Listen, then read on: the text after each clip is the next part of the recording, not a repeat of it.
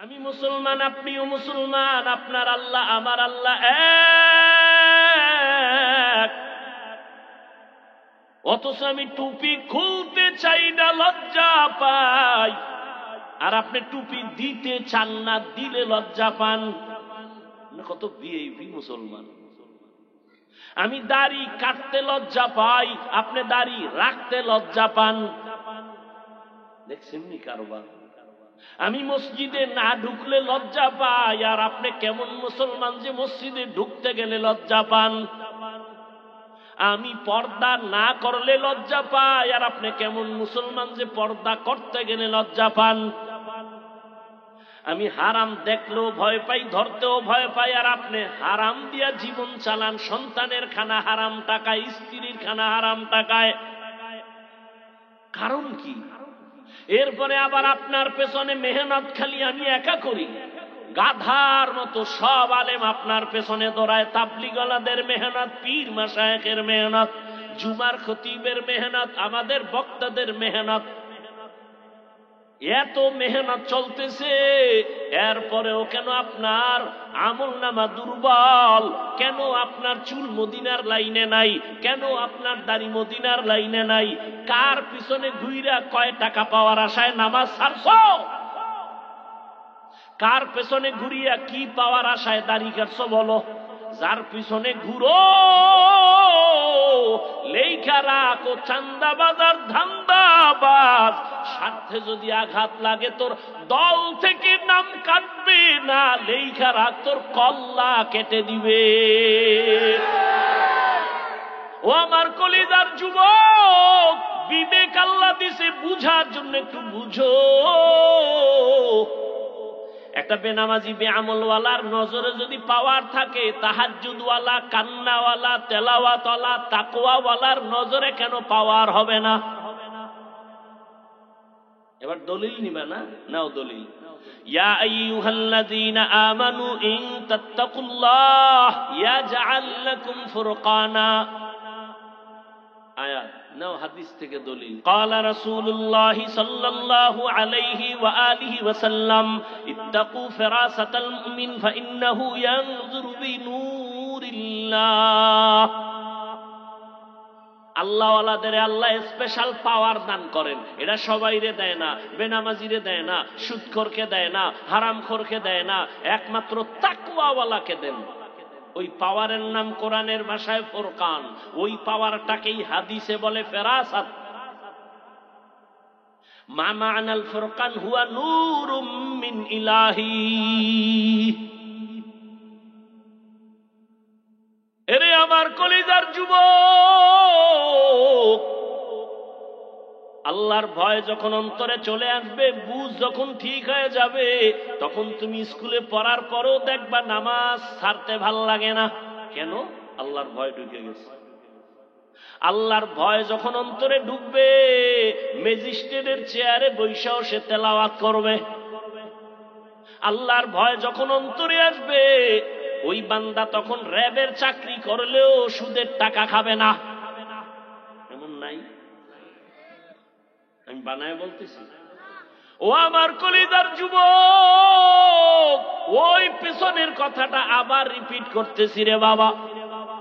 আমি মাদ্রাসায় পড়েছি, আমি তাবলিগের লাইনের, আমি কওমির সন্তান। আমি একবারও বলি না তুমি পাস করলি পড়ো, পীরের কাছে যাও, তাবলিগে যাও, কওমি মাদ্রাসায় যাও। বরং আমি বলি শেষ কথা শুনো, তুমি স্কুলে পড়ো আলহামদুলিল্লাহ, কলেজে পড়ো আলহামদুলিল্লাহ। বাংলাদেশে এইরকম কেউ তোমার জন্য দোয়া করে কিনা জানি না, আমি করি সব মাহফিলে। হয়তো আমার দোয়া কবুল হবে এর কোনো গ্যারান্টি নাই, তবে এই ময়দানে আমিন বলনেওয়ালা এতগুলো মানুষ, কারো না কারো আমিন কবুল হয়ে যাবে। আমি দোয়া করি এই মানুষগুলো আমিন বলবে। তুমি স্কুলে পড়ো আলহামদুলিল্লাহ, তুমি কলেজে পড়ো আলহামদুলিল্লাহ, চাকরি করো আলহামদুলিল্লাহ, ব্যবসা করো আলহামদুলিল্লাহ। তোমার কাছে আমার বিনয়ের দাবি, তুমি স্কুল ছাড়বা না, কলেজ ছাড়বা না। তুমি চাকরি করো, বাধা নাই, তুমি ডাক্তার হও, ইঞ্জিনিয়ার হও, প্রফেসর হও। তবে একটা দাবি আমার, জীবনে কোনোদিন তুমি বেয়াদব হইও না। তোমার আচরণে কোনোদিন যেন মা বাবা কষ্ট না পায়। কোনোদিন যেন তোমার ব্যবহারে শিক্ষকেরা কষ্ট না পায়, তোমার আচরণে কোনোদিন যেন উলামায়ে কেরাম কষ্ট না পায়। এই 3 জায়গায় খুব সতর্ক থাকবা। কেন? মা বাবায় যদি কষ্ট পাইয়া বরদোয়া লেগে যায়, মরার আগে পঙ্গু হয়ে যাবি। শিক্ষকের অন্তরে যদি কষ্ট যায়, বরদোয়া চলে আসে, লেখাপড়ার জগৎ থেকে হারায় যাবি। উলামায়ে কেরামের অন্তরে যদি কষ্ট যায়, বরদোয়া চলে আসে, চরিত্র জগৎ থেকে হারায় যাবে, মরার আগে পঙ্গু হয়ে যাবি রে যুবক। মা বাবার সাথে বেয়াদবি চলবে না, শিক্ষকের সাথে চলবে না, উলামায়ে কেরামের সাথে চলবে না। এবার বলবা এটা কেমনে সম্ভব? এবার তুমি চোখ দিয়ে একটু জ্ঞান খাটায় তাকায় দেখো। আমি বলে যাই, যুবকেরা সত্য কথাটা একটু স্বীকার করি। ওরে বাবা, তোমার মতো যুবক জীবনে মাদ্রাসায় পড়ে নাই, জীবনে আলিফ বাতাও শিখে নাই, স্কুলে পড়ে, কলেজে পড়ে, চাকরি করে, ব্যবসা করে। সত্য কথা বলো, এমন যুবক 5 ওয়াক্ত নামাজি দাড়িওয়ালা আছে না নাই? তুমি পারো না কেন? অবশ্যই তোমার কপালে বরদোয়া লাগছে, কারণ তোমার লাইনের যুবক স্কুলে পড়ে, নামাজ পড়ে নাই। বলো, তোমার বিবেক দিয়ে তুমি কেন পারবা না? তোমার মতো যুবক রাস্তায় গাড়ি চালায়, নামাজ ছাড়ে না, বলো তুমি কেন পারবা না? তোমার মতো যুবক র্যাব, আর্মি, পুলিশ, বিডিআর এর চাকরি করে, ডাক্তার, প্রফেসর, ইঞ্জিনিয়ার, 5 ওয়াক্ত নামাজ পড়ে, ব্যবসা করে, চাকরি করে, নামাজ ছাড়ে না, ময়দানে কৃষি কাজ করে, নদীর মধ্যে মাছ ধরে, নামাজ ছাড়ে না। বলো বাবা, তুমি কেন নামাজ পড়তে পারো না? وبعد فأعوذ بالله من الشيطان الرجيم بسم الله الرحمن الرحيم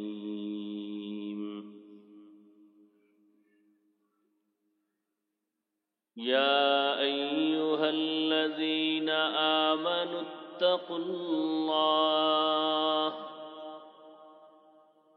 يا أيها الذين آمنوا اتقوا الله حق تقاته ولا تموتن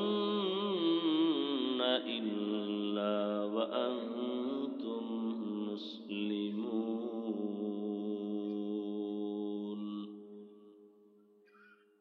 وقال رسول الله صلى الله عليه وآله وسلم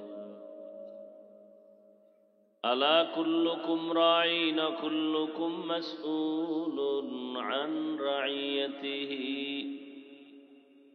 أو كما قال النبي عليه الصلاة والسلام. صدق الله مولانا العظيم وصدق رسوله النبي الأمي الكريم ونحن على ذلك من الشاهدين والشاكرين والذاكرين والحمد لله رب العالمين. سبحانك لا علم لنا إلا ما علمتنا إنك أنت العليم الحكيم. رب اشرح لي صدري ويسر لي أمري واحلل عقدة من لساني يفقه قولي. निगाह मुमिन से तू बदल जाती है तकदीर, निगाह मुमिन से तू बदल जाती है तकदीर. ये बंदा की कुव्वत नहीं कुदरत का इशारा, ये बंद की कुव्वत नहीं कुदरत का इशारा. ऐ ऐ मर्द खैरत तर्क मासी की जरूरत, ऐ मर्द खैरत तर्क मासी की जरूरत, अब सोहबत सालेह की सवा कोई नहीं चारा, अब सोहबत सालेह के सवा कोई नहीं चारा।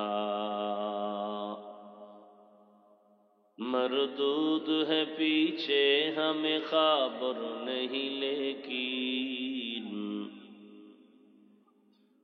मरदूद है पीछे हमें खबर नहीं लेकिन, एक वक्त में हालाक जो अमाल है सारा,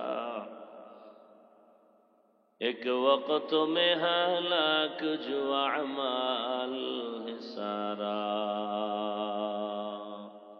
খাগড়িয়া ওলামা পরিষদের উদ্যোগে আয়োজিত ইসলামী মহাসম্মেলন 18 ফেব্রুয়ারি 2025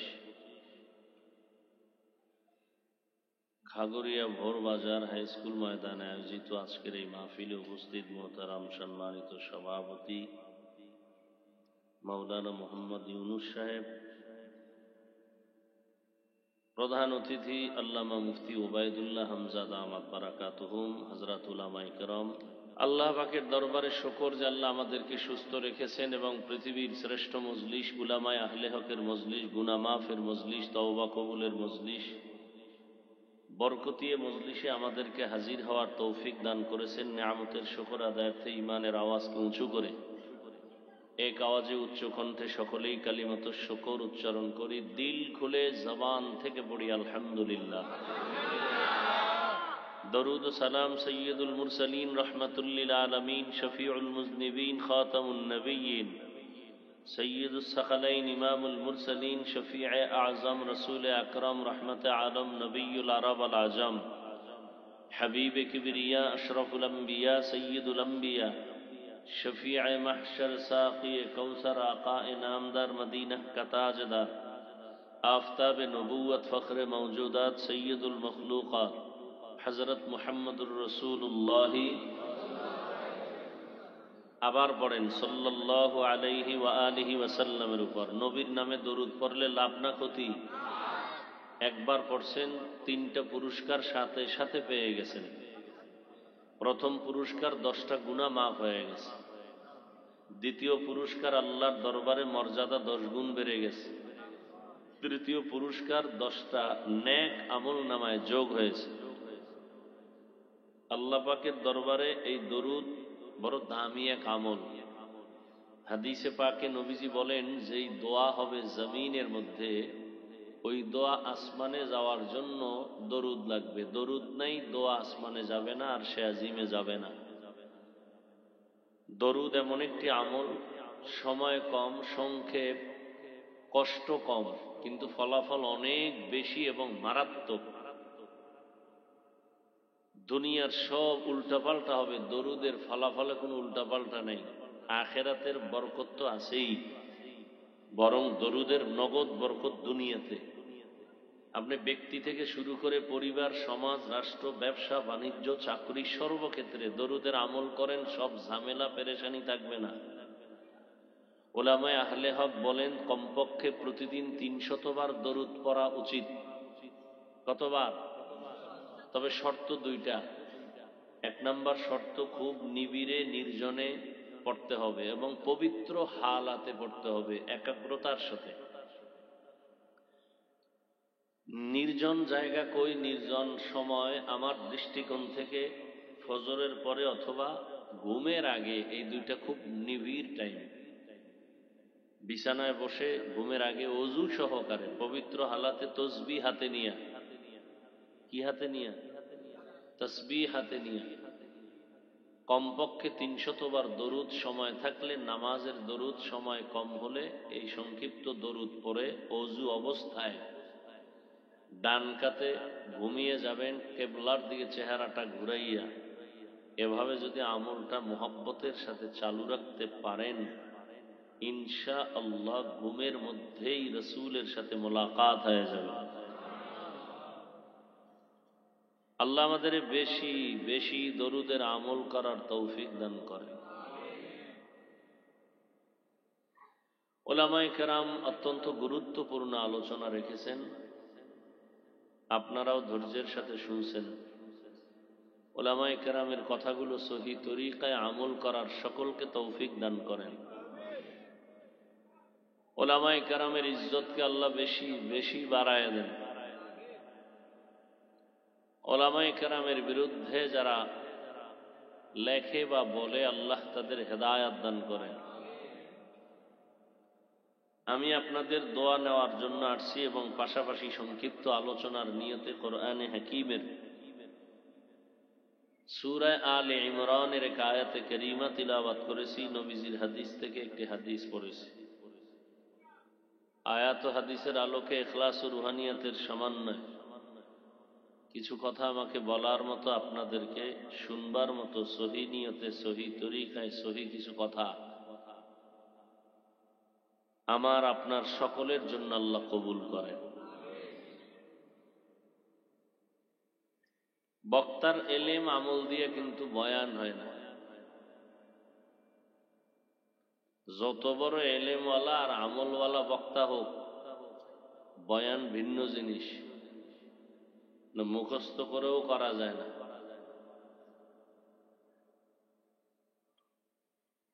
বয়ান তো আপনারাও জানেন, এখানে জানেন না এমন একটা লোক নাই, সবাই জানে। মিথ্যা বলা হারাম, গালি দেওয়া হারাম, গীবত করা হারাম, চুরি হারাম, ডাকাতি হারাম, নাচ দেখা হারাম, গান শোনা হারাম, সুদ খাওয়া হারাম, ঘুষ খাওয়া হারাম, মদ পান করা হারাম, তাস জুয়া এগুলো হারাম, মা বাবার সাথে বেয়াদবি হারাম। এখানে এমন কেউ আছেন এগুলো জানেন না? সবাই জানে। এই বয়ানই আমরা করব, আলাদা কোনো বয়ান জগতে নেই। আল্লাহ, তো যে কথাটা বলতেছি, বয়ান বক্তার এলেম আমল দিয়া হয় না। বয়ান হওয়ার জন্য দুইটা পুঁজি লাগে। এক পুঁজি বাতিনি, অদৃশ্যের পুঁজি, আল্লাহর পাকের কুদরতের রহমত। আর এক পুঁজি জাহেরি, সামিঈন যারা, শ্রোতা যারা, এদের অন্তরের মুহাব্বত। এই দুই জিনিস যদি একুরেট হয়ে যায় তখন বয়ান হয়, এবং এই বয়ানের দ্বারা উপকার ছাড়া ক্ষতি তো হবেই না। আমি এভাবে বলি, আপনাদের এটা কোন থানা? সাতকানিয়া। ধরে নেন এখান থেকে একটা যুবক অপরাধের কারণে পুলিশ তাকে ধরে নিল। পুলিশ ধরে নিয়ে থানায় বেতের বাড়ি দিল, কিন্তু কান্না নাই। আর ওয়াজের প্যান্ডেলে একজন আল্লাহর প্রিয় বান্দা বয়ান করেন, ময়দানের মানুষ কাঁদতেছে। চিন্তা করেন তো, ওরে মারলো কে? থানায় নিয়ে পুলিশ বেতের বাড়ি দেয়, কাঁদে না। আর ওয়াজের প্যান্ডেলে মানুষ অনায়াসে কাঁদে বয়ান শুনে। ওরে মারলো কে? এর নাম বয়ান। এই বয়ান এভাবে হওয়ার জন্য এক নম্বরে লাগবে আল্লাহর রহমত, দ্বিতীয় শ্রোতাদের অন্তরের মুহাব্বত। মানে আপনার অন্তরের মুহাব্বত কেমন মুহাব্বত? মাঝখানে পর্দা, এরপরে মুহাব্বত। অর্থাৎ নিজের মন মতো হলে মুহাব্বত ঠিক আছে, মনের উল্টা হলে মুহাব্বত নাই।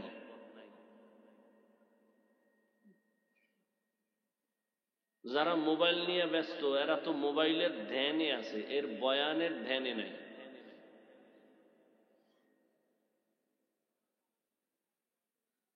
কেউ বসে বসে পান, কেউ বসে বসে চা, কেউ বাদাম।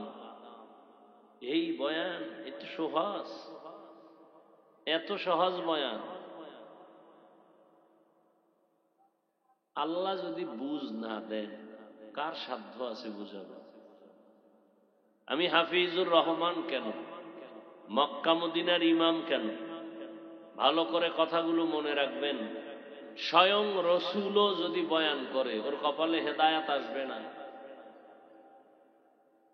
তাহলে কত বড় কঠিন বিষয় যে রসুলের বয়ানেও কালেমা পড়ে না। হেদায়েত বড় কঠিন। যেই নবীজির চেহারা মোবারক এক নজর দেখলে পেটের ক্ষুধা থাকে না, যে রসুলের চেহারার দিকে তাকাইলে মোহাব্বতে জাহান্নাম হারাম হয়ে যায়, সেই রসুলকে দীর্ঘ 13 বছর দেখলো, বয়ান শুনলো, কালেমা পড়ল না। কত বড় নিকৃষ্ট বেঈমান। আর অন্যদিকে এক যুবক 27 বছর বয়সের তরবারি নিয়ে যায় নবীজিকে জবাই করবে। নবীজির চেহারা মোবারক দেখে তরবারি ফেলে বলে, নবী মাফ করে দেন, কালেমা পড়ায় দেন।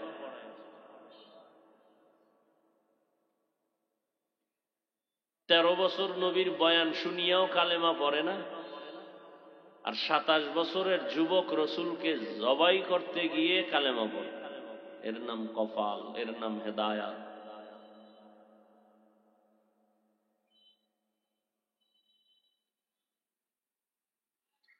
জানি না এখানের কি হালাত।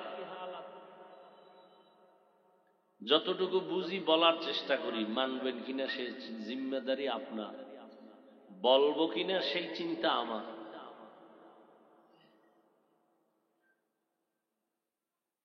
কোরআনে হাকিমের যে আয়াত পড়েছি, আল্লাহ বলেন, ইয়া আইয়ুহাল্লাযীনা আমানুত্তাকুল্লাহা হাক্কা তুকাতিহ, ও দুনিয়ার মুমিন, তোমরা আমি আল্লাহকে ভয় করো হক আদায় করে, ভয় করার মতো। ওয়ালা তামুতুন্না ইল্লা ওয়া আনতুম মুসলিমুন, এবং কেউ তোমরা মৃত্যুবরণ করিও না মুসলমান না হওয়া পর্যন্ত।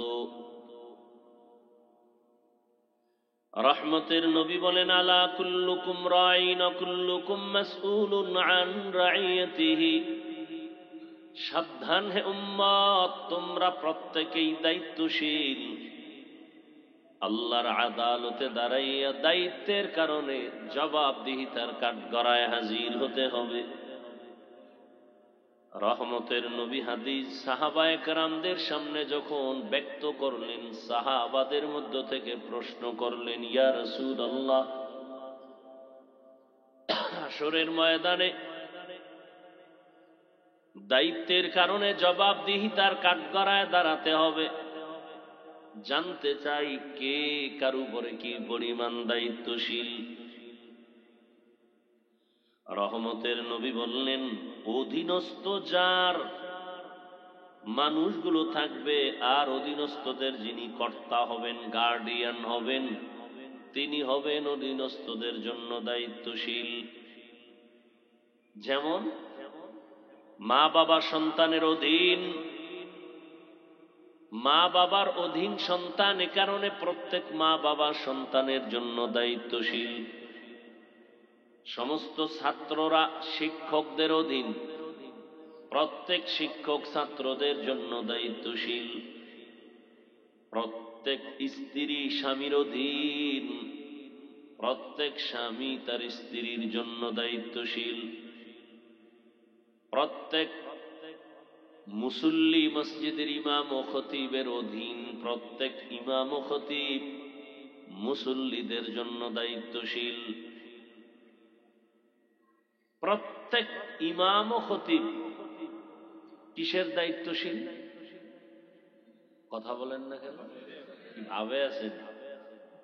অজে বসলে অনেক ভাব এসে যায় না? কথা বললে সম্মান কমবে ভাবতেছেন।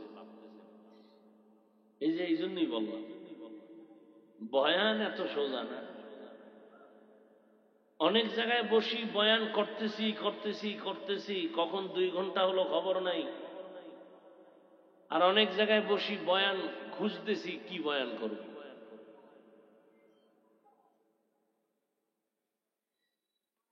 এই জন্য আগেই বলে ফেললাম, বক্তার এলেমের মাস্তা নিতে চলে না। এই জায়গাটা বড় কঠিন জায়গা। আপনি চোখ বন্ধ করে একটা কানে মাইক লাগায় জোরে টান দিবেন, ওয়াজ হয়ে গেছে। এটা ওয়াজ। বয়ান তো বয়ান, বয়ান তো সবাই করে, কিন্তু সবার বয়ানে তো মানুষের দিল নরম হয় না, চোখে পানি আসে না। বয়ান সব বক্তারা তো বক্তা, মাওলানা তো লাগানো, সব মাওলানার কথার মধ্যে আসর হয় না। মসজিদ সব আমার আল্লাহর ঘর, তবে বাইতুল্লাহর মতো একটাও নাই। জমিন আমার আল্লাহর দেয়া জমিন, তবে কোরআনের বাগানের জায়গাটা সব জায়গার মতো সমান না। মানুষ সবই তো আল্লাহর বানানো মখলুক, তবে সব মানুষের মূল্য আল্লাহর কাছে সমান না। আপনাদের এই বাজারে কুকুরের অভাব নাই, কুকুর আছে আল্লাহর বানানো মখলুক, তবে সব কুকুর সমান না। আসহাবে কাহাফের সাথে যেই কুকুরের সম্পর্ক, ওই কুকুর দাম বেড়ে গেল আল্লাহর কাছে। নবী বলেন ও কুকুর জান্নাতে যাবে। আশেপাশে পিপিলিকা আছে, পিপিলিকা আল্লাহর মখলুক, সব পিপিলিকা সমান না। সুলাইমান নবীর সাথে যেই পিপিলিকার সম্পর্ক, ওই পিপিলিকা জান্নাতে যাবে। আপনাদের অঞ্চলে গরু গাভীর অভাব নাই, সব আল্লাহর বানানো মখলুক, সব সমান না। মূসা নবীর সাথে যেই গাভীটার সম্পর্ক, ওই গাভী আল্লাহর জান্নাতে যাবে। নদীর ভেতরে হাজারো লাখ কোটি ধরনের মাছ। বাংলাদেশের জাতীয় মাছ কি? আল্লাহর আদালতে কোনো দাম নাই, সব আল্লাহর বানানো মখলুক। তবে ইউনুস নবীকে যেই মাছ পেটে নিয়েছে, ওই মাছ বড় দামি, আল্লাহর জান্নাতে যাবে। আমার এলেম আমল কিচ্ছু নাই, তবে একটা পুঁজি আছে, আমার দোয়া, মা বাবার দোয়া, আলেমদের দোয়া, শিক্ষকদের দোয়া, আল্লাহর প্রিয় ওলি যারা, তাদের দোয়া। দোয়া এমন একটা পুঁজির নাম, বান্দা হাজার বছর নিজ চেষ্টায় যতটুকু আগাইতে না পারে, দোয়া থাকলে সীমাহীন জায়গা অতিক্রম করতে পারে। দোয়ার এত পাওয়ার।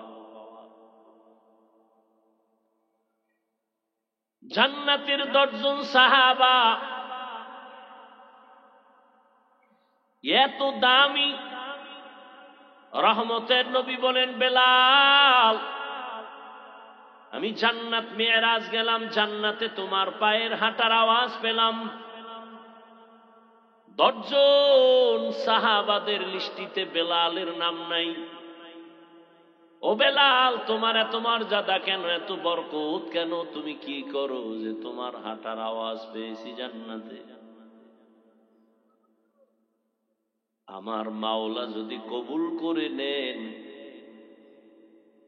আল্লাহ পাক কবুল করার জন্য কোনো যোগ্যতা দেখে না, বরং আল্লাহ কবুলিয়াতের জায়গায় বসাইয়া যোগ্যতা দিয়া দেন। মসজিদের মুসল্লিদের দায়িত্বশীল একমাত্র ইমাম ও খতিব, আর কমিটি শুধু মসজিদের বিল্ডিং এর দায়িত্বশীল। কমিটির কোনো অধিকার নাই মুসল্লিদের উপরে কোনো কর্তৃত্ব করবে, ইমামদের উপরে কোনো কর্তৃত্ব করবে। যার যেটা কাম নাই, যদি এটার কাম বানায় দেয়, ওখানে ভেজাল হবে, বরকত থাকবে না। এই কারণেই তো সব জায়গায় অশান্তি আর অশান্তি। যত দোয়া করি ফলাফল এখনো আসে না। মসজিদে রাজনীতি চলবে না, আর সারা বাংলাদেশে জনমের মতো ভেজাল এই মসজিদের রাজনীতি নিয়ে। চাপাবাজি করে মসজিদে রাজনীতি চলবে না। তো মসজিদে যদি রাজনীতি নাই চলে, মসজিদে উঠে ভোট চায় কেন? চিল্লাচিল্লির দরকার নেই, কথা বুঝেন। ওয়াজের হুজুর ওয়াজ করেন, রাজনীতির ওয়াজ করবেন না, তো রাজনৈতিক নেতারা বক্তব্য দেয় কেন ওয়াজের প্যান্ডেলে? আর ওলামায়ে কেরাম যদি রাজনীতির ওয়াজ করে, ধান্দাবাজি আর চান্দাবাজি রাজনীতির ওয়াজ করে না। সুলাইমান নবী দেশ চালাইছে, সেই রাজনীতির ওয়াজ করে। ইউসুফ নবী মিশর চালাইছেন, সেই রাজনীতির ওয়াজ করে। রহমতের নবী মদিনা চালাইছেন, আবু বকর ওমর ওসমান দেশ চালাইছেন, সেই রাজনীতির ওয়াজ করে। চান্দাবাজি আর ধান্দাবাজির রাজনীতি আলেমরা করে না। বাধা কেন? ওই যে শিয়ালের হাতে মুরগি, শিয়ালের মুরগি দিয়া বলে 3 দিনের আমানত। শিয়াল বলে 1 সেকেন্ডও না, জিন্দাও না, মরাও পাবা না। পেটের ভিতরে গিয়া কিমা হয়ে গেছে। তো শিয়ালের হাতে মুরগি দিলে যা হয়, হারামখোর দুনিয়াদারের হাতে ধর্মের চাবি দিলে তাই হয়। মিয়া, নিজের যদি টুপি দাড়ি পর্দা হালাল হারাম না থাকে, আমার দ্বারা কি ইসলাম হবে?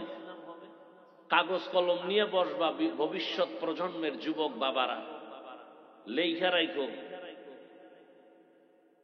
বেনামাজি, সুদখোর, ঘুষখোর, বেপর্দাওয়ালার হাতে আল্লাহর জাতের কসম, আল্লাহর জাতের কসম, আল্লাহর জাতের কসম, ওয়াল্লাহি বিল্লাহি তাল্লাহি লিখে রাখিস। যুবকদেরকে বলছি, বেনামাজি, সুদখোর, ঘুষখোর, বেআমলওয়ালা, বেপর্দাওয়ালার হাতে কোনদিন আল্লাহ ইসলামের পতাকা দিবেন না, দিবেন না, দিবেন না।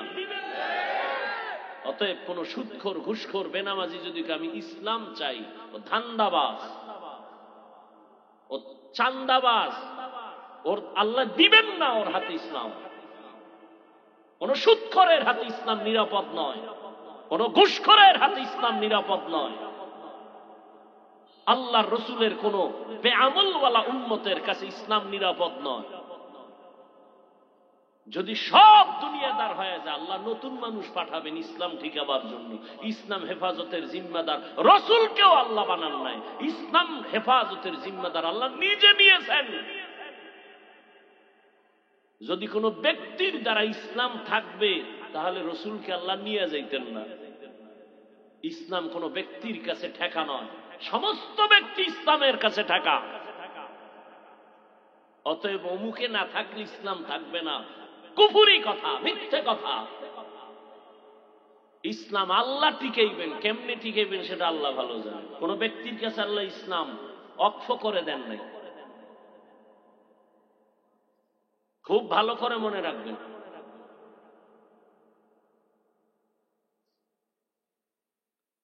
হ্যাঁ, আল্লাহ হেদায়াত দান করুন। নিজে আগে হারাম খাইয়া এখন চেয়ারম্যানের গালি দেন। চেয়ারম্যান জনগণেরটা মেরে খায়। চেয়ারম্যান তো জীবনও খাইতো না, আপনারা খাইয়া না ওরে শিখাইলেন যে আমাকে দে ভোর রাত্রে, আর তুই আমাকে চেয়ারে গিয়ে খাইস। এই জন্য কিছু কথা বলবো, আমার এলেম কালাম নাই, তবে কিছু কথা বলবো, লিখে রেখে, অন্তত অন্তরে লিখে রেখে। আর ভুল হলে দাঁড়ায় যান যে হাফিজ ভাই কথাটা ঠিক না, কানে ধরে উঠবো আর বসবো। দেখিয়ে তো আমার সম্মান কমেনি ভুল স্বীকার করলে। রসুল তাহলে হাদিসে কি বলছেন? তুমি না বেশি বেশি হাদিস কও। রসুল কি বলেছেন? পৃথিবীর সব মানুষ ভুলের পর্দায় আটকানো, ওই ব্যক্তি আল্লাহর কাছে দামি যে ভুল স্বীকার করে।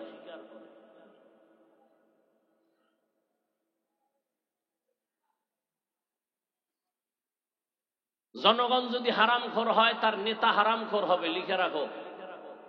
জনগণ সুদখোর হলে নেতাও সুদখোর হবে, জনগণ নামাজি হলে নেতারাও নামাজি হবে। আমালুকুম উম্মালুকুম। চেয়ারম্যানে আগে হারাম খাইছে না জনগণ আগে খাইছে? জনগণ খাইয়া চেয়ারম্যানের শিখাইছে, তুইও গিয়ে খাবি। আল্লাহ হেদায়াত দান করুন। বেয়াদবি ক্ষমা চাই, রাগ করবেন না। এখানে কারোর সাথে দ্বন্দ্ব নাই, আমি ইসলামের স্বার্থে বলতেছি। আমি কোনো দলের পক্ষেও বলবো না, কোনো টেনশন নাই। ইভেন আমি আপনাকে একবারও বলবো না যে হুজুর হও, আমার মতো পাঁচকল্লি লাগাও। আমি কওমির সন্তান, তুমিও কওমিতে যাও, বলিনি, বলবো না, কোনো ভয় নাই। আমি তাবলিগের লাইনের সন্তান, আমি একবারও বলি নাই মোনাজাত পর্যন্ত বলবো না তুমি তাবলিগে যাও।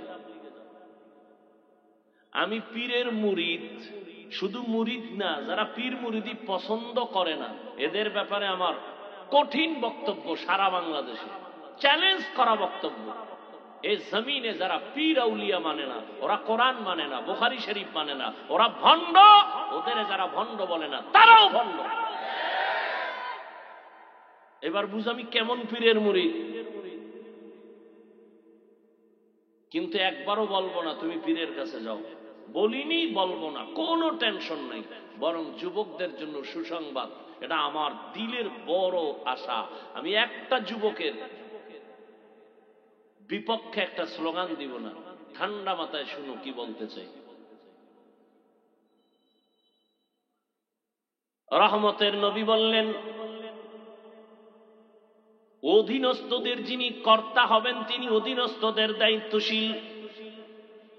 কিয়ামতের আদালতে প্রত্যেক দায়িত্বশীলকে আল্লাহ দাঁড় করাবেন জবাব দেওয়ার জন্য।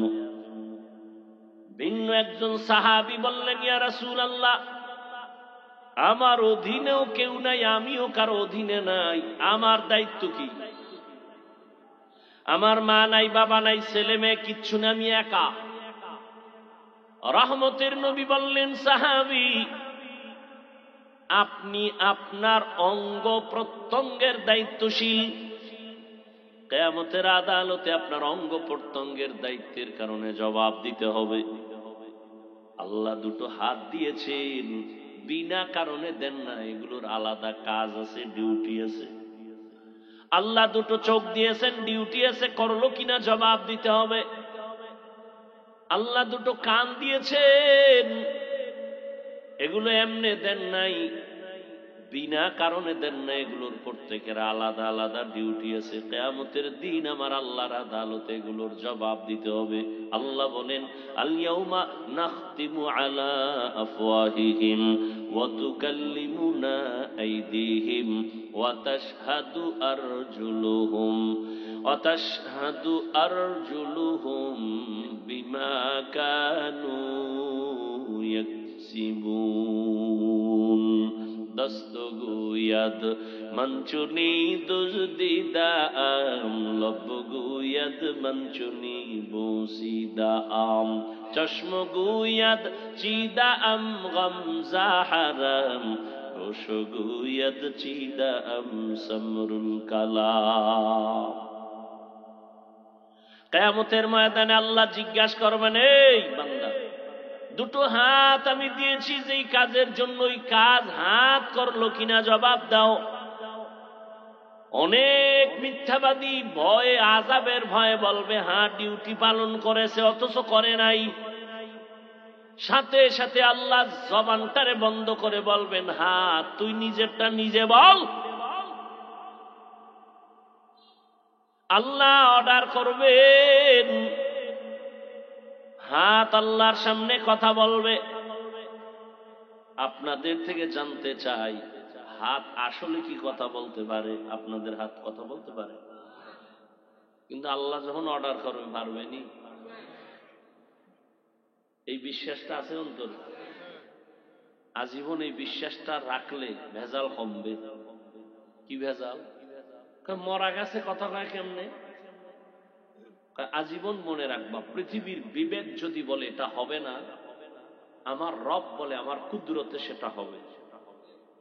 পৃথিবীর বিবেক বলে এটা অসম্ভব, আমার রব বলে আমার কুদরতে সম্ভব। মরা গাছে কথা বলে না, এটাই বাস্তব। আমার রব যদি ক্ষমতা দেন পারেনি। পাথর কথা বলে না, এটাই বাস্তবতা। আমার রব যদি কুদরতের ক্ষমতা দেন তো পাথর কথা বলে। কেমনে এগুলোর সব দলিল আছে রসুলের ঘটনার মধ্যে, বলার সময় নাই। রহমতের নবী মরা গাছে ট্যাক লাগায় খুতবা পড়েন। কিছুদিন পর রহমতের নবী বাদ দিয়া নতুন মিম্বর বানালেন খুতবার জন্য। ওই মরা খেজুর গাছ মানুষের কান্নার মতো কান্না শুরু করল। রহমতের নবী বললেন, রে গাছ কান্না করো কেন? বলে, রহমতের নবীর বিরহের বেদনা। কি চাও?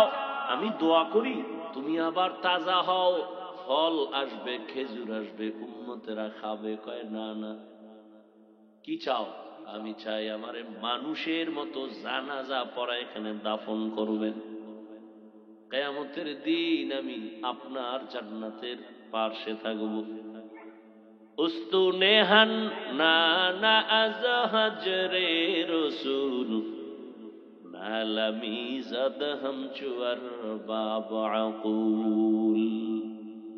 আবু জাহিল্লা পাথর হাতের মধ্যে নিয়ে কয়, ভাতিজা মোহাম্মদ বলতে পারো কি আছে? পারলে কি হইব? পারলে পুরস্কার। কি পুরস্কার? বলে এখন কালেমা পড়ব। নবী বলেন আমি বলতে পারি না। কেন পারো না? নবী বলেন আমি আলিমুল গাইবের মালিক না। গাইবের মালিক কে? قل لا يعلم من في السماوات والأرض الغيب إلا الله। হে নবী আপনি জানায় দেন, আসমানের বাসিন্দারা কেউ গাইব জানে না, জমিনের বাসিন্দারা কেউ গাইব জানে না, একমাত্র কে জানেন? নবী জানেন। বুঝেন বুঝেন, নবী জানেন। আচ্ছা, নবীজি রাস্তা দিয়া যাচ্ছেন, পেছনে সাহাবায়ে কেরাম। হঠাৎ করে নবী বললেন দাঁড়াও। সব দাঁড়ায় গেছে। এই যে কবর দেখো না, হ্যাঁ, কবরের মধ্যে এক ব্যক্তি আছে, কবরে আযাব চলতেছে, দোয়া করো সবাই। নবী গায়েব জানেন, কবরের আযাব দেখলেন কেমনে? লাগছেনি ব্যাস, দ্বন্দ্ব বাজে কেমনে দেখছেন নি? আমনে কোন নবী গায়েব জানে না, তো কবরের আযাব দেখলো কেন? এলই লাগবে এক প্যাস। ওদিকে আবার এহুদি নবীরে নাস্তা দিছি রুটি, রুটির মধ্যে বিষ লাগানো। একজন সাহাবী রুটির লোকমা দিয়ে মরে গেছে। রহমতের নবী বিষ মিশ্রিত রুটির লোকমা মুখে দিছেন, পেটের ভেতরে চলে গেছে। আর এক লোকমা দেওয়ার আগে জিবরাইল এসে বলে রুটি খাইয়েন না, বিষ লাগানো। নবী যদি গায়েব জানেন, রুটির বিষ কেন দেখে না? নবী যদি গায়েব জানেন, রুটির বিষ দেখে না কেন? নবী যদি গায়েব না জানেন, কবরের আযাব দেখে কেন? লাগছেনি ব্যাস, কথা না। সমাধান দিবে ম্যাজিস্ট্রেট, ইন্টারনেট। এই কচুটা লয়ে গুরু খা। এদেশে আলেম ওলামা সব মরে গেছে। হ্যাঁ, আল্লাহ মানুষকে সঠিক জিন্দেগি পরিচালনার জন্য দুই ব্যবস্থা দিছেন। এক হলো ব্যক্তি, আর একটা কিতাব। দুইটার একটা যারা মানবে আর একটা মানবে না, ওয়াল্লাহি তাদের ধ্বংস মরার আগেই। যারা বলে আমরা ব্যক্তি মানি না, কিতাব মানি, তারা ভণ্ড। যারা বলে আমরা ব্যক্তির গোলামি করি, কিতাব বুঝিও না, মানিও না, তারাও ভণ্ড। আর যারা বলবে আমরা কিতাবও মানি আর আল্লাহর কিতাব অনুযায়ী যারা চলবেন ওই ব্যক্তিদেরকেও মানি, তারা আহলে হক। আল্লাহ বুঝার তৌফিক দিন। এমিয়া বয়ান টয়ান কিছু না, মূল হইল বুঝ। কি বুঝ? বুঝ ঠিক হয়ে গেলে বয়ান কামিয়াব। এখানে যারা বসছেন আপনারা মুসলমান না? আমিও। আপনার আল্লাহ আমার আল্লাহ দুই না এক? নবী, কাবা, ধর্ম, কালেমা, কোরআন, হাদিস। দুনিয়াতে আসছি কি লঙ্গি পরে? সিস্টেমও বিদায়বেলা কাফন পুরুষের 3, মহিলার 5, সংখ্যাও নামগো হুজুরকে একটা বেশি। আপনাদের সাতকানিয়াওয়ালার 7টা, কাফনের কালারও শুধু তাবলিগওয়ালাদের কালার আলাদা। হ্যাঁ, তো কালার লইয়াও তো কিলাকিলি করেন আপনারা। কি চলে না কালার লইয়া কিলাকিলি? কেমন মাথা নষ্ট। মরণকালে কালারও সব এক, কবরের সাইজও হবে এক। সাতকানিয়াওয়ালাদের মানুষের কবর বুঝি 1 হাত বড় হবে। কবরে রাখার পরে প্রশ্ন হবে 3টা, তাও এক। রবের পরিচয় দাও, ধর্মের পরিচয় দাও, রাহমাতুল লিল আলামিনের পরিচয় দাও। আল্লাহ এক, নবী এক, আপনার আমার আল্লাহ এক, নবী এক, কোরআন এক, কাবা এক, ধর্ম এক, কালেমা এক। তাহলে আমি আপনারে বয়ান করব কেন? আপনি তো আল্লাহ মানেন, নবী মানেন, কোরআন মানেন, হাদিস মানেন, আপনাকে বয়ান করব কেন? বয়ান তো তাদেরকে করব যারা আল্লাহ চিনে না, নবী চিনে না, ঈমান বুঝে না। হিন্দুদের মন্দিরে গিয়া বয়ান করব, খ্রিস্টানদের গির্জায় গিয়া বয়ান করব। আপনাদের কেন বয়ান করব? অথচ আপনাদের পেছনে তালি দিতে দিতে দিতে দিতে টাইম মতো খানা নাই, ঘুম নাই, 12 মাস শেষ। কিসের বৃষ্টি, কিসের রৌদ্র, চলছে তো বয়ান চলছে। ফজরের পরে, জোহরের পরে, আসরের পরে, মাগরিবের পরে, সারা রাত। এর পরেও দেখা যায় আমলের খাতা শূন্য। আমি মুসলমান, আপনিও মুসলমান, আপনার আল্লাহ আমার আল্লাহ এক। অথচ আমি টুপি খুলতে চাই না, লজ্জা পাই। আর আপনি টুপি দিতে চান না, দিলে লজ্জা পান। কত ভিআইপি মুসলমান। আমি দাড়ি কাটতে লজ্জা পাই, আপনি দাড়ি রাখতে লজ্জা পান। দেখছেন নি কারবার? আমি মসজিদে না ঢুকলে লজ্জা পাই, আর আপনি কেমন মুসলমান যে মসজিদে ঢুকতে গেলে লজ্জা পান। আমি পর্দা না করলে লজ্জা পাই, আর আপনি কেমন মুসলমান যে পর্দা করতে গেলে লজ্জা পান। আমি হারাম দেখলেও ভয় পাই, ধরতেও ভয় পাই, আর আপনি হারাম দিয়া জীবন চালান। সন্তানের খানা হারাম টাকায়, স্ত্রীর খানা হারাম টাকায়। কারণ কি?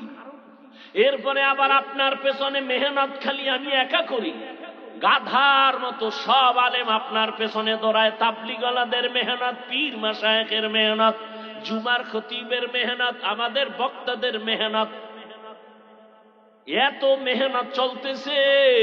এরপরেও কেন আপনার আমল নামা দুর্বল? কেন আপনার চুল মদিনার লাইনে নাই? কেন আপনার দাড়ি মদিনার লাইনে নাই? কার পিছনে ঘুইরা কয় টাকা পাওয়ার আশায় নামাজ ছাড়ছো? কার পেছনে ঘুরিয়া কি পাওয়ার আশায় দাড়ি কাটছো বলো? যার পিছনে ঘুরো লেখা রাখো চান্দাবাজার ধান্দাবাজ, স্বার্থে যদি আঘাত লাগে তোর দল থেকে নাম কাটবে না, লেখা রাখ তোর কল্লা কেটে দিবে। এই কল্লা কাটা লোকের পিছনে ঘুরিয়া নামাজ ছাইরা দিছো আর মাস্তানি করো। আল্লাহ হেদায়াত দান করুন। ও যুবক, কই একদল কান্দে, কেউ পেরেশানি ছাড়া বাংলাদেশে এখন কেউ নাই। তবে আল্লাহর মোহাব্বত নিয়ে, নবীর আদর্শ নিয়ে এখনো যারা আছে, উলামায়ে কেরাম আগেও যেমন এখনো তেমন, এদের কোনো পেরেশানি নাই। এরা দুনিয়ায়ও বাদশাহ, পরকালেও বাদশাহ। এলমে রা'এজাজ করদন বেহিসাব, খলকে রাদাদন জওবে বাসওয়াব, হক না দারদ দুস্তে খলকা জারে রাহ, নিস্তে ই খসলত একে দিনদারে রাহ। ও আল্লাহর বান্দারা, কত বুদ্ধি লইয়া চলো রে যুবক। তোমার এই বুদ্ধি নিয়ে চলার দ্বারা কি লাভ হলো? মহামারী করোনায় যুবকের লাশ, ছাত্রদের আন্দোলনে যুবকের লাশ, ঘরের বিছানায় যুবকের লাশ, গাড়ির নিচে যুবকের লাশ, পানির নিচে যুবকের লাশ। এত মারাত্মক করোনা, পৃথিবী পর্যন্ত কেউ এই ভুক্তভোগী নাই এমন কেউ নাই। স্কুল বন্ধ, কলেজ বন্ধ, চাকরি বন্ধ, ব্যবসা বন্ধ, ফ্যাক্টরি বন্ধ, গাড়ি বন্ধ, সব বন্ধ।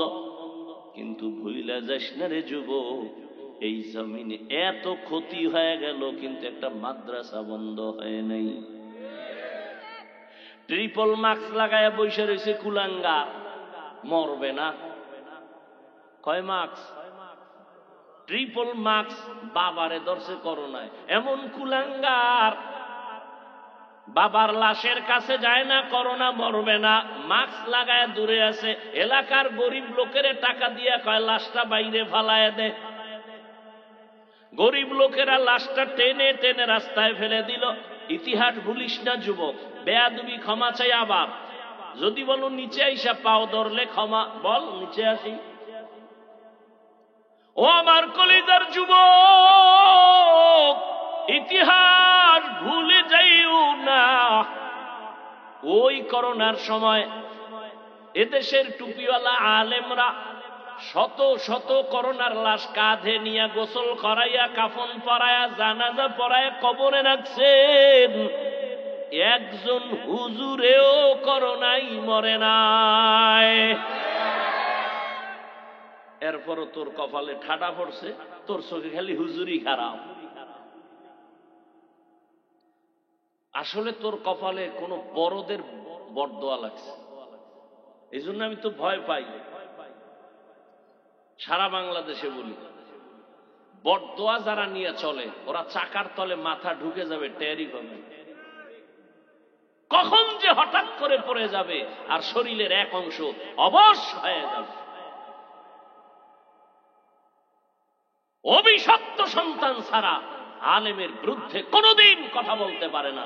ওর উপরে আল্লাহর লানত, ওর উপরে মা বাবার অভিশাপ। মা বাবার অভিশাপ না থাকলে কোন সন্তান আলেমের পিছনে লাগে না। আল্লাহ হেদায়াত দান করুন। লিকুল্লি শাইইন জিনাতুন ফিল ওয়ারা ওয়া জিনাতুল মারই তামামুল আদাবি। রাগ করতেছেন আপনারা? আল্লাহ সবাইকে কবুল করেন। জিন্দেগি মে বন্দেগি তো করনা হে, जिंदगी में बंदगी तू करना है, जिंदगी बे बंदगी शर्मिंदा है, जिंदगी बे बंदगी शर्मिंदा है। यहाँ हम सब मुसाफिर दिल ना लगा,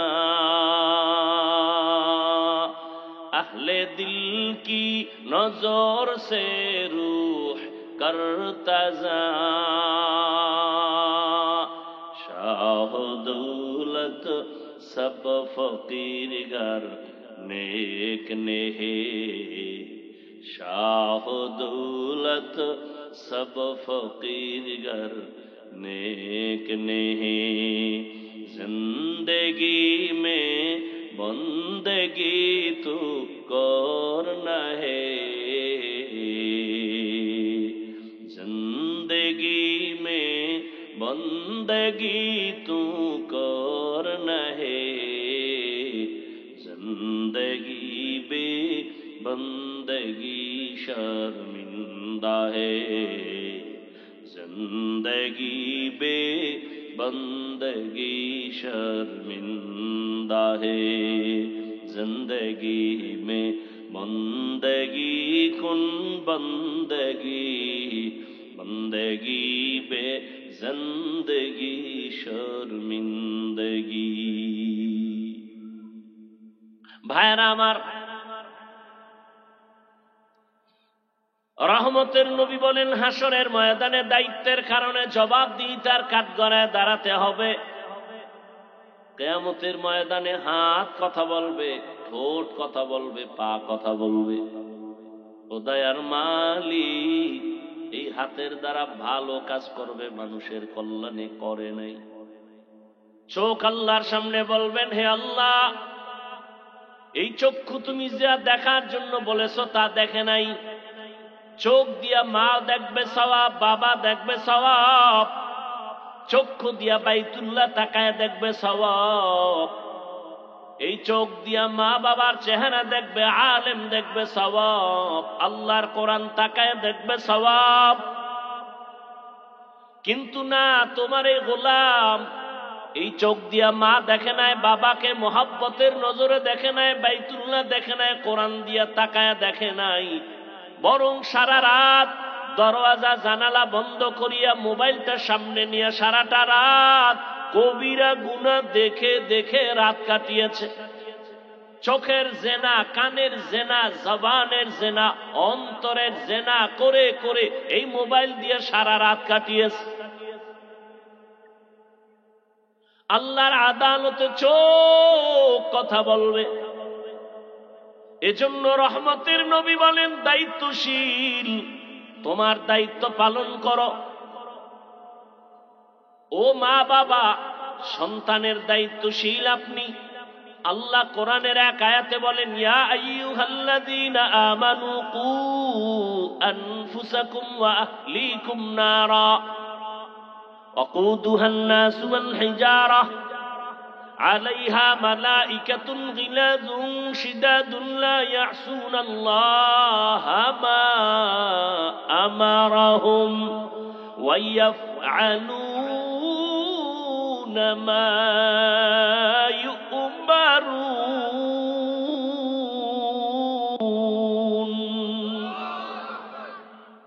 আল্লাহ তাআলা বলেন, ও দুনিয়ার মুমিনেরা, জাহান্নাম থেকে আগে নিজেকে বাঁচাও, তারপরে দ্বিতীয় দায়িত্ব তোমার আহালকে বাঁচাও।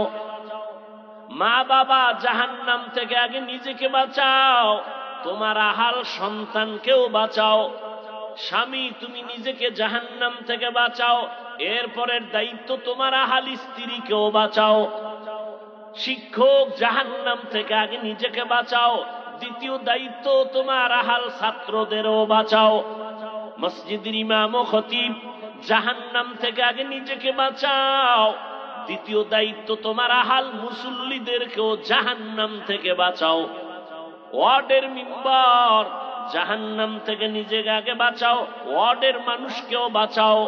চেয়ারম্যান, জাহান্নাম থেকে আগে নিজেকে বাঁচাও, এরপরে তোমার আহাল ইউনিয়ন বাসীকেও বাঁচাও। সরকার, নিজে জাহান্নাম থেকে বাঁচাও, এরপরে দেশবাসী তোমার আহাল তাদেরকেও বাঁচাও। ওলামায়ে কেরাম, নিজেকে আগে জাহান্নাম থেকে বাঁচাও, গোটা উম্মত তোমার আহাল, উম্মতেরও জাহান্নাম থেকে বাঁচাও। আমি এই জন্যই তো মাঝে মাঝে বলি, বহু বুজুর্গ পাগড়িওয়ালা, জিকির করনেওয়ালা, তাবলিগওয়ালা, মক্কার হাজি শুধু সন্তানের অপরাধের কারণে আল্লাহ আর জাহান্নামে যেতে হবে, ইবাদত করিয়াও জাহান্নামে যাবে, শুধু সন্তানের অন্যায়ের কারণে। কারণ সন্তানকে জীবনে নামাজের দাওয়াত দেয় নাই, পর্দার কথা বলে নাই, হালালের কথা বলে নাই। ও ভাই, তোমাকে কে মাথার মধ্যে উল্টা পাল্টা বুদ্ধি দিয়েছে? ইবাদত লাগে না, আমল লাগে না, অথচ স্পষ্ট কোরআনের আয়াত, আল্লাহ মানুষকে দুনিয়ায় পাঠাইছেন আমলের পরীক্ষা নেওয়ার জন্য, আর সে বলে আমল লাগে না। তুমি হাদিস পড়ো, তুমি জানো না কিয়ামতের দিন ফরজ আমলের ঘাটতি পূরণে নফল লাগবে? তোমাকে কে বলেছে নফল লাগে না? রাসূলের সহিহ হাদিস, কিয়ামতের দিন ফরজ আমলের ঘাটতি হবে সবার, সেই ফরজ আমলের ঘাটতি পূরণ হবে নফল দিয়ে। আল্লাযী খালাকাল মাউতা ওয়াল হায়াতা লিয়াবলুয়াকুম আইয়ুকুম আহসানু আমালা ওয়া হুয়াল আজিজুল গফুর। আল্লাহ বলেন, আমি আমলের পরীক্ষার জন্য মানুষ বানাইছি, আমি দেখতে চাই পরীক্ষা করে কে উত্তম আমল করে। বেদাতীরা বলে আমলের মতো, আমল ভালো আমল একবার করো, বেশি লাগবে না, নামাজের মতো নামাজ একবার পড়লেই হয়। ওরা ছন্দ মিলায় মিলায় কয়, নামাজ পড়ো মুসল্লি, নামাজের কি রাখো ডর, যেই নামাজে জান্নাত পাবি সেই নামাজ কোথায় তোমার। নামাজ পড়ো মুসল্লি, নামাজের কি রাখো ডর, যেই নামাজে জান্নাত পাবি সেই নামাজ কোথায় তোমার? তার মানে ওরা বুঝাইতে চায় যেই নামাজে জান্নাত পাবি ওই নামাজ পড়, শুধু শুধু নামাজ পড়ে লাভ নাই। এই জন্য ওরা পড়ে না। নামাজ পড়ে মনে করেন না জান্নাত রেডি, আপনাদের জন্য সুসংবাদ আছে কোরআনে। আরাআইতাল্লাযী ইউকাযযিবু বিদ্দীন ফাযালিকাল্লাযী ইয়াদউল ইয়াতীম ওয়া লা ইয়াহুদ্দু আলা তাআমিল মিসকিন। পরের আয়াত কোন?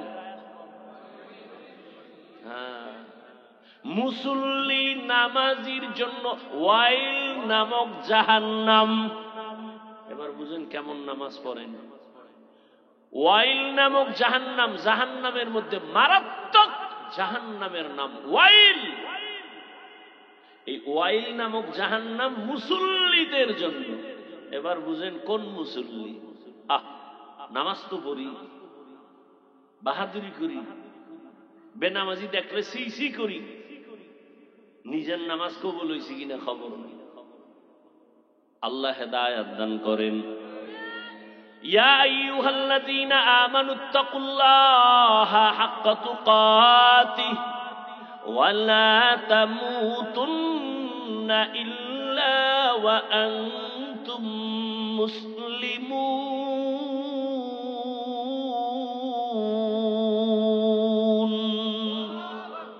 হাদিসের উপর এতক্ষণ আলোচনা করলাম, এবার আয়াতে ঢুকবো। খুব খারাপ লাগতেছে। আয়াতের ভেতরে আল্লাহ মুমিনকে দুইটা আদেশ দিছেন, একটা ইতিবাচক আর একটা নীতিবাচক আদেশ। মুমিনকে দিছেন, কোন বেঈমানকে দেন নাই। এক নাম্বার আদেশ আল্লাহকে ভয় করো, ভয় করার মতো হক আদায় করে। আর একটা নীতিবাচক সতর্কবাণী, মুসলমান না হইয়া মরবি না। মুমিনকে দিলেন, বেঈমানকে দিলেন না কেন আদেশটা? সংক্ষেপ জবাব হলো জান্নাত শুধু মুমিন পাবে, কোন বেঈমান কখনো জান্নাত পাবে না। আর মুমিনেরাও যে পাবে বহু পিঠা খাওয়ার পর, এত সোজা না। বহু পিঠা খাওয়ার পরে জান্নাত, এত সোজা না। দলিল, আবার ওই দলিলে গেলে সময় যাবে অনেক। রহমতের আপনারা জানেন, তবে আমি সংক্ষেপে বাংলাটা বলি। রহমতের নবী বলেন, আমার আগে একদল চালাক উম্মত ছিল বনি ইসরাইল। এরা নিজেদেরকে এত পাওয়ারফুল মনে করিয়া অহংকারী হইয়া এদের মধ্যে দলাদলি শুরু হতে হতে ৭২ দল হয়ে গেল। আমার উম্মত আরো চালাক, আমার উম্মতের মধ্যে আরো একটা দল বেড়ে যাবে। কত হবে? কত? আল্লাহর নবী বলেন, কুল্লুহুম ফিন্নার ইল্লা মিল্লাতান ওয়াহিদা। ৭৩ দল সব জাহান্নামে, জাহান্নামে যাবে, জাহান্নামে যাবে, তবে এক দল জান্নাতে যাবে। ক্বালু মান হিয়া ইয়া রাসূলুল্লাহ। সাহাবায়ে কেরাম জিজ্ঞেস করলেন, ইয়া রাসূলুল্লাহ, যেই দলটা জান্নাতে যাবে তাদের পরিচয় কি? ক্বালা মা আনা আলাইহি ওয়া আসহাবি। নবী বলেন, আমি মুহাম্মদের যে মাইনা চলবে সে। না না,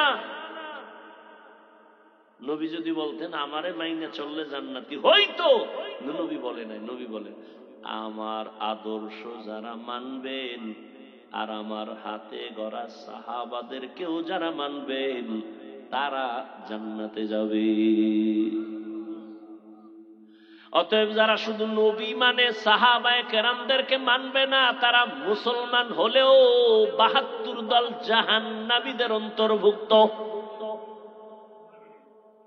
নাম্বার ২, এই বয়ান তো আপনারা অনেকেই জানেন, ৭২ দল জাহান্নামে যাবে, এক দল জান্নাতে যাবে। এই কথা শুনছেন, তবে এই কথাটা হয়তো অনেকে শুনেন নাই, শুনে থাকলে মনে নাই। ৭২ দল যে জাহান্নামে যাবে, এদের মধ্যে কোনো হিন্দু নাই, বৌদ্ধ নাই, বিধর্মী নাই, সব মুসলমান। সব কি? এবার বুঝেন কোন দলে আছেন। ৭২ দল জাহান্নামী, সব মুসলমান, হিন্দু, বৌদ্ধ, ইহুদি, খ্রিস্টান কেউ নাই।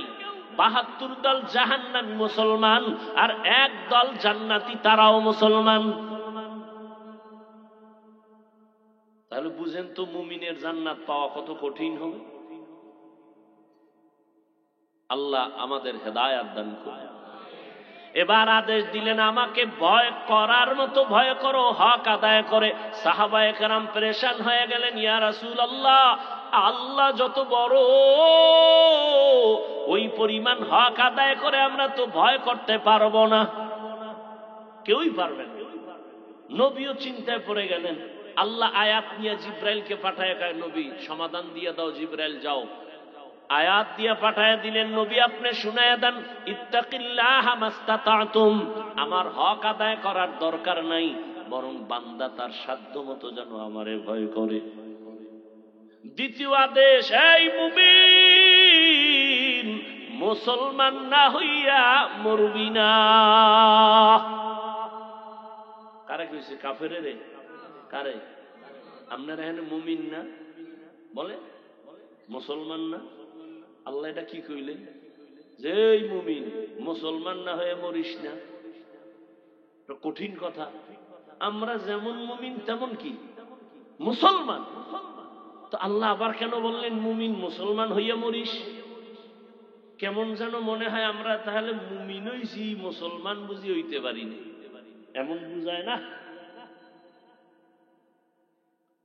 এরকম আয়াত আরো আছে, ইয়া আইয়ুহাল্লাযীনা আমানু দুখুলু ফিস-সিলমি কাফা ওয়া লা তাত্তাবিউ খুতুওয়াতিশ শাইতান ইন্নাহু লাকুম আদুউম মুবিন।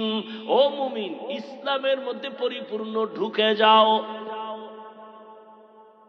আল্লাহ আরো স্পষ্ট করে, ওটা আরো কঠিন। আল্লাহ তাআলা বলেন, ইয়া আইয়ুহাল্লাযীনা আমানু আমিনু বিল্লাহি ওয়া রাসূলি।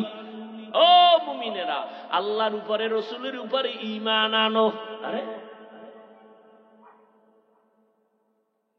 আর আল্লাহর উপরে রাসূলের উপরে ঈমান আনার কারণেই তো আমরা মুমিন। আল্লাহ কয়, এই মুমিন, আল্লাহর উপরে রাসূলের উপরে ঈমান আনো। তাহলে মুমিনের ডবল ঈমান আনার কথা কওয়া হইল, কারণ আমরা তো মুমিন মানি, আল্লাহরও মানি, নবীও মানি, এজন্যই তো মুমিন। ডবল কেন বললেন? এই মুমিন, আল্লাহর উপরে ঈমান আনো। আমরা তো আল্লাহর উপরে ঈমান আনছি বিদায় মুমিন, ডবল বললেন কেন? সব কথার জবাব আর দেওয়ার সুযোগ রইল না, সংক্ষেপে বলি, খুব খেয়াল করুন। আল্লাহ বলেন, আমাকে ভয় করো তোমাদের সাধ্য মতো। ভয়ের নাম তাকওয়া, ভয়ের নাম খৌফ, ভয়ের নাম খশিয়া। আমি যদি আপনাদের প্রশ্ন করি, আপনারা এই ময়দানের মধ্যে কারা কারা আল্লাহকে ভয় করেন? যদি প্রশ্ন করি, সবাই তো হাত উঠায় বলবে হুজুর গো থেকে বেশি করি। কোন চালাক বাঙালি থাকলে শুধু হাত উঠাবে না, পারলে পা উঠায় বলবে 4 হাত পায়ে আল্লাহরে ভয় করি। অত সেখানে এমন আশিকে রাসূল বসে আছে, আজকে ফজর পড়ে নাই, যোহর পড়ে নাই, আসর পড়ে নাই, মাগরিব পড়ে নাই, এশার নামাজও পড়ে নাই, সেও বলে আল্লাহরে ভয় করি। আমি দাড়ি রেখে বলি আল্লাহকে ভয় করি, আপনি দাড়ি বাদ দিয়া বলেন আল্লাহকে ভয় করি। আমি হালাল খাইয়া বলি আল্লাহকে ভয় করি, আপনি হারাম খাইয়া বলেন আল্লাহকে ভয় করি। বিষয় কি? দোনো ভয় সমান। আসলে আপনি ভয় করেন, ভয় কি জিনিস বুঝেনি না। একজনের সাপ ভয় পায়, কেমন প্রমাণ? সাপ জীবনে ধরবে তো দূরের কথা, সাপ যেখানে আছে সেখানেও যাবে না, এতটা ভয় পায় যে ঘুমের মধ্যেও মাঝে মাঝে সাপ সাপ কয়ে চিল্লায়। বুঝা গেল সে আসলে এই সাপের ভয় পায়। একটা সন্তান মা বাবাকে ভয় পায়, প্রমাণ মা বাবার সামনে সন্তান অন্যায় করে না, বেতের বাড়ির ভয়ে। ঠিক এই জমিনে যেই মানুষ আমার আল্লাহর আযাবের ভয় করবে, ওই বান্দা গলায় ছুরি লাগাবে, আমার রাসূলকে বেজার করে দাড়ির মধ্যে অস্ত্র লাগাবে না। ও আল্লাহর বান্দারা, হেদায়েতের মালিক আমার আল্লাহ। আল্লাহর ভয় অন্তরে জমা করার জন্যই তো এত বয়ান। কিয়ামত পর্যন্ত এই বয়ান কাজে লাগবে না যতদিন পর্যন্ত আল্লাহর আযাবের ভয় অন্তরে আসবে না। পুলিশের গ্রেফতারি পরোয়ানা যখন চালু হয়ে যায়, মানুষের ভয় আসে, খাওন ছাইরা দেয়, ঘুম ছাইরা দেয়, কখন জানি পুলিশ আমারে গ্রেফতার করে। ঠিক মানুষ যদি চিন্তা করত আজরাইল আমারে কখন আইসা ধইরা নিয়ে যায়, ঘুমের মধ্যেও তো কত মানুষ মরে। এই চিন্তা কইরা যদি যুবক ঘুমাইতো, কানের মধ্যে গানের তার লাগায় ঘুমাইতো না। ও কানের মধ্যে গানের তার লাগায় ঘুমায়, ওর মধ্যে মরণের চিন্তা নাই, আজরাইল যে ধরে ফেলবে চিন্তাই নাই। এই আল্লাহর ভয়টা অর্জন করার জন্য একমাত্র ঠিকানা ওলি আউলিয়াদের নেক নজর ছাড়া তাকওয়া আসবে না। লিকুল্লি শাইইন মা'দিনুন মা'দিনুত তাকওয়া কুলুবুল আরিফিন। ভালো ভালো জিনিস রাখার গোডাউন আছে, তাকওয়ার গোডাউন হলো আল্লাহর মুহাব্বতের বান্দা আহলুল্লাহ, তাদের কলব। তাদের নজর যখন লাগবে দেখবা তোমার কলবের মধ্যে আল্লাহর ভয় এসে যাবে। আল্লাহওয়ালাদের নজরের মধ্যে পাওয়ার আছে। একটা গাঞ্জাখোরের নজরে পাওয়ার আছে না নাই? একটা দুধের বাচ্চার দিয়ে নজর দিছে, এত সুন্দর, গজব শুরু হয়ে গেছে। বাচ্চা খানা দানা ছেড়ে দিছে, অসুস্থ হয়ে গেছে। ডাক্তার কয় কোনো রোগ নাই, মুরব্বীরা কয় বদ নজর লাগছে। লাগেনি? আপনাদের এলাকায় কদু গাছ লাগায়, কদু গাছ জুতা টানায়, জুতা দেখছেন কোনদিন? কেন? জুতা বরকতের জিনিস, নমরুদদের গালে লাগছে, জুতা টানাইলে কদুর মধ্যে পোকা আসবে না, এই জন্য লাগায়। জুতা টানায় কেন? বদনজর। কার বদনজর? আপনাদের মসজিদের ইমাম সাহেব। এলাকার একটা গাঞ্জাখোর বেআমলওয়ালা। ও আমার কলিজার যুবক, বিবেক আল্লাহ দিছে, বুঝার জন্য একটু বুঝো। একটা বেনামাজি বেআমলওয়ালার নজরে যদি পাওয়ার থাকে, তাহাজ্জুদওয়ালা, কান্নাওয়ালা, তেলাওয়াতওয়ালা, তাকওয়াওয়ালার নজরে কেন পাওয়ার হবে না? এবার দলিল নিবা না? নাও দলিল। ইয়া আইয়ুহাল্লাযীনা আমানু ইন তাত্তাকুল্লাহ ইয়াজআল লাকুম ফুরকানা। আয়াত নাও, হাদিস থেকে দলিল, তরজমা আজ বলবো না। قال رسول الله صلى الله عليه وآله وسلم اتقوا فراسة المؤمن فإنه ينظر بنور الله। আল্লাহওয়ালাদের আল্লাহ স্পেশাল পাওয়ার দান করেন, এটা সবাইরে দেয় না, বেনামাজিরে দেয় না, সুদখোরকে দেয় না, হারামখোরকে দেয় না, একমাত্র তাকওয়াওয়ালাকে দেন। ওই পাওয়ারের নাম কোরআনের ভাষায় ফুরকান, ওই পাওয়ারটাকেই হাদিসে বলে ফেরাসাত। মা মা'নাল ফুরকান হুয়া নূরুম মিন ইলাহি। এরে আমার কলিজার যুবক, আল্লাহর ভয় যখন অন্তরে চলে আসবে, বুঝ যখন ঠিক হয়ে যাবে, তখন তুমি স্কুলে পড়ার পরও দেখবা নামাজ ছাড়তে ভাল লাগে না। কেন? আল্লাহর ভয় ঢুকে গেছে। আল্লাহর ভয় যখন অন্তরে ঢুকবে, ম্যাজিস্ট্রেটের চেয়ারে বৈশাও সে তেলাওয়াত করবে। আল্লাহর ভয় যখন অন্তরে আসবে, ওই বান্দা তখন র্যাবের চাকরি করলেও সুদের টাকা খাবে না। এমন নাই? আমি বানায় বলতেছি। ও আমার কলিজার যুবক, ওই পেছনের কথাটা আবার রিপিট করতেছি রে বাবা। আমি মাদ্রাসায় পড়েছি, আমি তাবলীগের লাইনের, আমি কওমির সন্তান। আমি একবারও বলি না তুমি পাস করলি পড়ো, পীরের কাছে যাও, তাবলীগে যাও, কওমি মাদ্রাসায় যাও। বরং আমি বলি শেষ কথা শুনো, তুমি স্কুলে পড়ো আলহামদুলিল্লাহ, কলেজে পড়ো আলহামদুলিল্লাহ। বাংলাদেশে এইরকম কেউ তোমার জন্য দোয়া করে কিনা জানি না, আমি করি সব মাহফিলে। হয়তো আমার দোয়া কবুল হবে এর কোনো গ্যারান্টি নাই, তবে এই ময়দানে আমিন বলনেওয়ালা এতগুলো মানুষ, কারো না কারো আমিন কবুল হয়ে যাবে। আমি দোয়া করি এই মানুষগুলো আমিন বলবে। তুমি স্কুলে পড়ো আলহামদুলিল্লাহ, তুমি কলেজে পড়ো আলহামদুলিল্লাহ, চাকরি করো আলহামদুলিল্লাহ, ব্যবসা করো আলহামদুলিল্লাহ। তোমার কাছে আমার বিনয়ের দাবি, তুমি স্কুল ছাড়বা না, কলেজ ছাড়বা না। তুমি চাকরি করো, বাধা নাই, তুমি ডাক্তার হও, ইঞ্জিনিয়ার হও, প্রফেসর হও। তবে একটা দাবি আমার, জীবনে কোনোদিন তুমি বেয়াদব হইও না। তোমার আচরণে কোনোদিন যেন মা বাবা কষ্ট না পায়, কোনোদিন যেন তোমার ব্যবহারে শিক্ষকেরা কষ্ট না পায়, তোমার আচরণে কোনোদিন যেন উলামায়ে কেরাম কষ্ট না পায়। এই তিন জায়গায় খুব সতর্ক থাকবা। কেন? মা বাবায় যদি কষ্ট পাইয়া বরদোয়া লেগে যায়, মরার আগে পঙ্গু হয়ে যাবি। শিক্ষকের অন্তরে যদি কষ্ট যায়, বরদোয়া চলে আসে, লেখাপড়ার জগৎ থেকে হারায় যাবি। উলামায়ে কেরামের অন্তরে যদি কষ্ট যায়, বরদোয়া চলে আসে, চরিত্র জগৎ থেকে হারায় যাবে, মরার আগে পঙ্গু হয়ে যাবি রে যুবক। মা বাবার সাথে বেয়াদবি চলবে না, শিক্ষকের সাথে চলবে না, উলামায়ে কেরামের সাথে চলবে না। এবার বলবা এটা কেমনে সম্ভব? এবার তুমি চোখ দিয়ে একটু জ্ঞান খাটায় তাকায় দেখো। আমি বলে যাই, যুবকেরা সত্য কথাটা একটু স্বীকার করি। ওরে বাবা, তোমার মতো যুবক জীবনে মাদ্রাসায় পড়ে নাই, জীবনে আলিফ বা তাও শিখে নাই, স্কুলে পড়ে, কলেজে পড়ে, চাকরি করে, ব্যবসা করে। সত্য কথা বলো, এমন যুবক পাঁচ ওয়াক্ত নামাজি দাড়িওয়ালা আছে না নাই? তুমি পারো না কেন? অবশ্যই তোমার কপালে বরদোয়া লাগছে, কারণ তোমার লাইনের যুবক স্কুলে পড়ে, নামাজ পড়ে নাই। বলো, তোমার বিবেক দিয়ে তুমি কেন পারবা না? তোমার মতো যুবক রাস্তায় গাড়ি চালায়, নামাজ ছাড়ে না, বলো তুমি কেন পারবা না? তোমার মতো যুবক র্যাব, আর্মি, পুলিশ, বিডিআরের চাকরি করে, ডাক্তার, প্রফেসর, ইঞ্জিনিয়ার, 5 ওয়াক্ত নামাজ পড়ে, ব্যবসা করে, চাকরি করে, নামাজ ছাড়ে না, ময়দানে কৃষি কাজ করে, নদীর মধ্যে মাছ ধরে, নামাজ ছাড়ে না।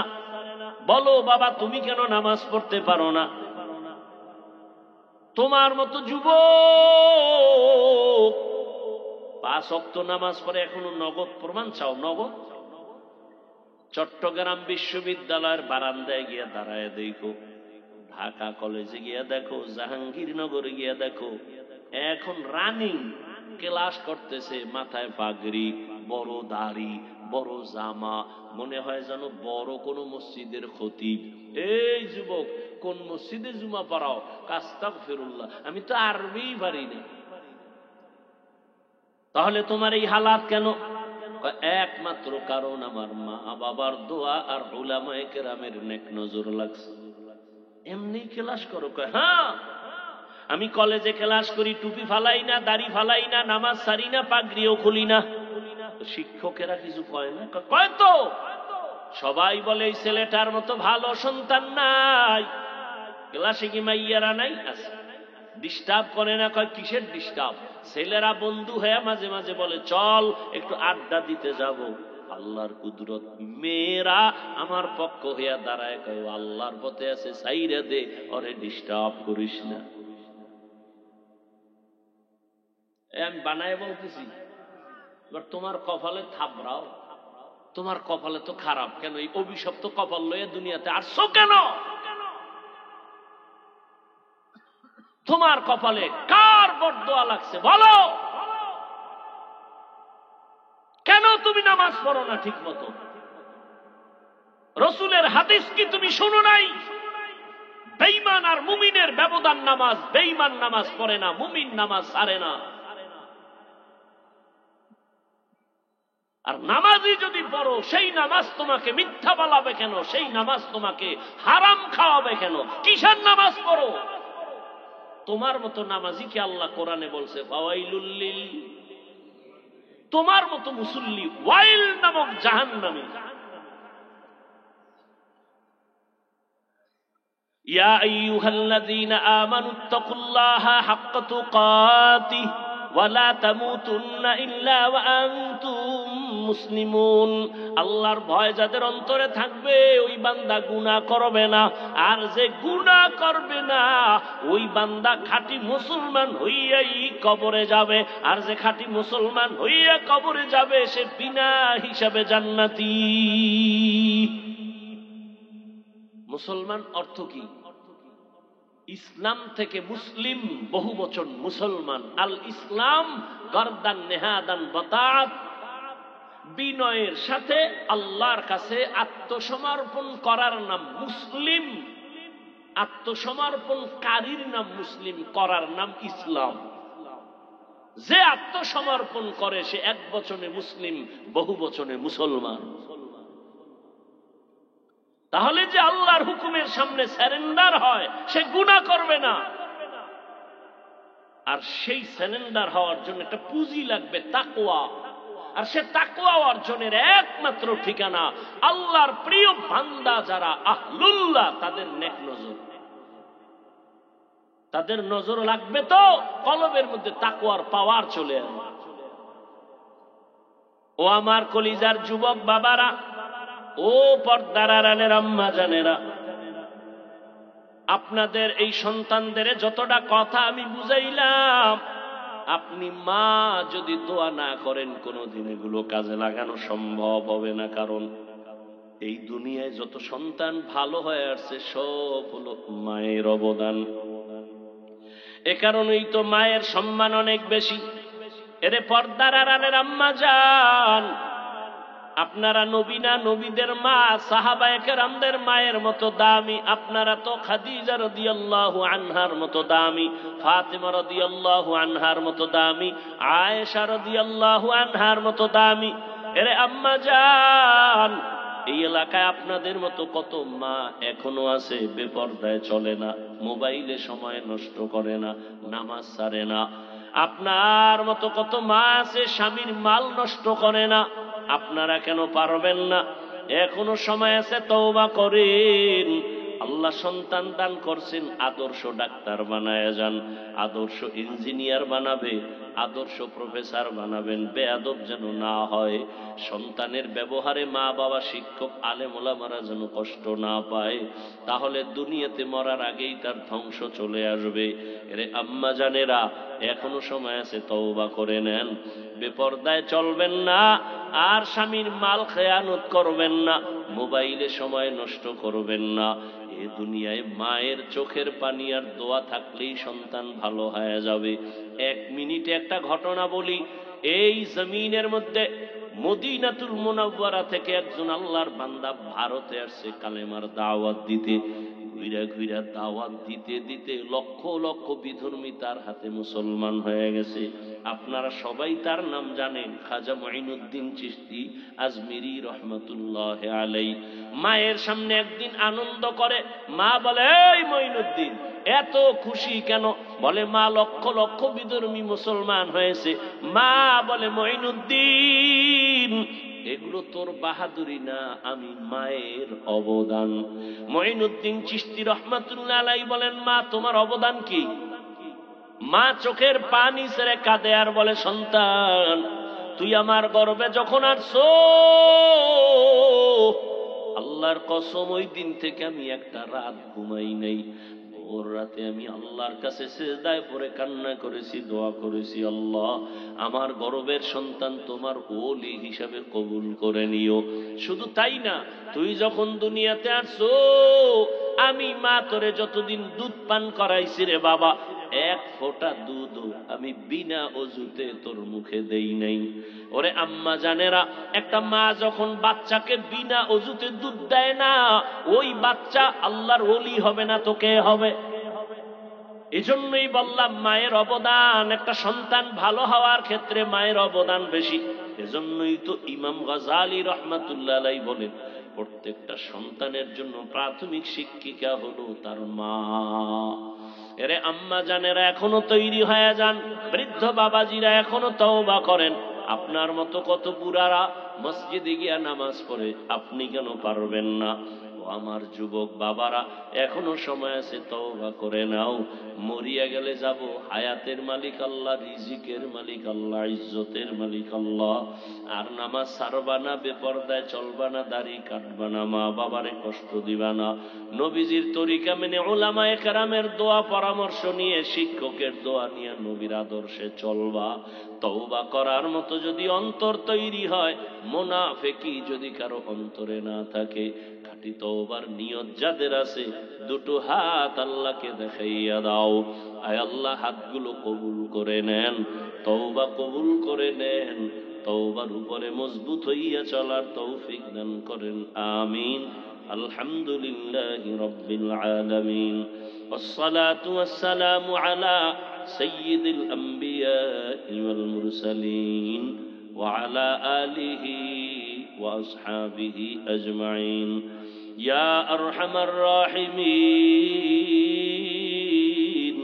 ইয়া আরহামার রাহিমিন ইয়া আরহামার রাহিমিন রব্বিরহামহুমা কামা রব্বায়ানি সগীরা اللهم إنك عفو كريم تحب العفو فاعف عنا اللهم إنا نسألك رضاك والجنة ونعوذ بك من سخطك والنار رب ارحمهما كما ربياني صغيرا اللهم إنا نعوذ بك من البرص والجنون والجذام وسيء الأسقام ربنا ظلمنا أنفسنا وإن لم تغفر لنا وترحمنا لنكونن من الخاسرين ربنا لا تزغ قلوبنا بعد إذ هديتنا وهب لنا من لدنك رحمة إنك أنت الوهاب